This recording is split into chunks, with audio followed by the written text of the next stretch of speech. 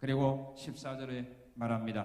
자, 어떤 죄를 지었는가? 14절. 여호와께 묻지 아니하므로 여호와께서 그를 죽이시고 그 나라를 이새의 아들 다윗에게 넘겨주셨더라. 하나님께 묻지 않은 죄라고 말합니다. 표준 성경에서는 이게 묻지 않다라고 하는 말을 지도를 받으려 하지 않았다 이렇게 번역을 했고, 공동 번역에서는 하나님께 여쭈어보지 않았다 이렇게 말하고 있습니다. 하나님께 묻지 않았다. 왜 우리가 하나님께 묻지 않는 것이, 어떤 일을 하기 전에 왜 하나님께 여쭈어보지 않는 것이, 왜 하나님께 지도를 받으려고 하지 않는 것이 왜 죄가 될까? 내가 알아서 하면 되지. 뭐 하나님께 여쭈어봐. 뭐 하나님께 의논해봐. 뭐 하나님께 물어봐. 내가 알아서 해버리면 되지.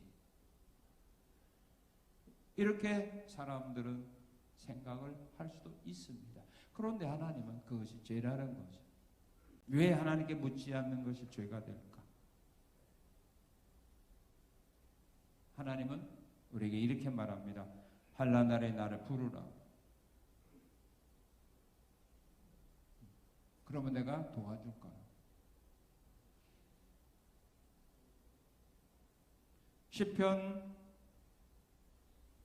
91편 15절에서는 그가 내게 간구하리니 내가 그에게 응답해 줄 거라 약속하고 있습니다. 환난 날에 나를 부르라는 말씀에 불순종하는 겁니다. 어려운 일을 만났을 때 내게 나와 구하라는 말에 불순종하는 거기 때문입니다.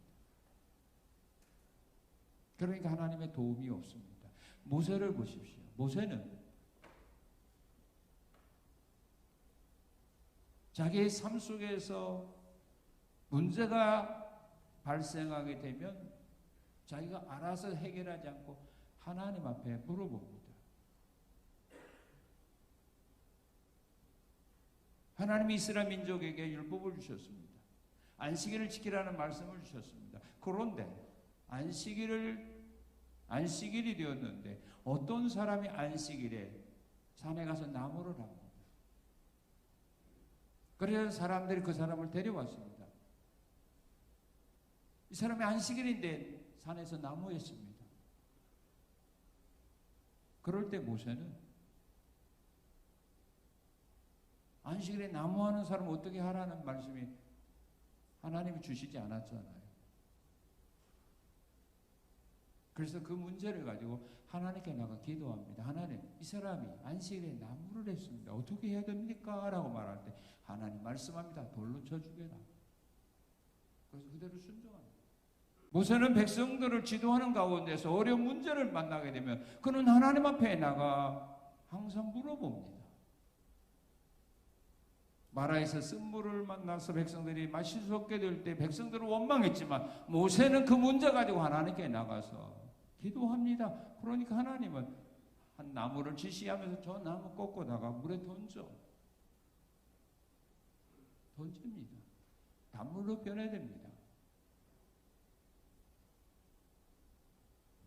모세가 40년 동안 광야에서 아무것도 얻을 수 없는, 농사를 지을 수 없는, 마실 물을 얻을 수 없는 그런 환경에서 200만이 넘는 이스라엘 민족들을 40년 동안 지도하고 그들에게 필요한 것을 제공할 수 있었던 비결이 뭡니까?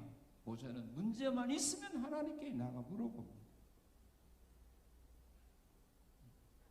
모세가 바보기 때문이 아닙니다. 성경은 말합니다. 모세는 애굽의 모든 학문을 다 배운 사람이다. 제일 똑똑한 사람입니다. 그런데 그는 자기의 모든 걸 내려놓고 하나님께 나가 물어봅니다. 예수님도 하나님입니다.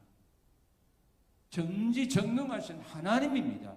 그런데도 어떤 일이 있을 때 하나님께 나가서 항상 물어봅니다. 기도합니다.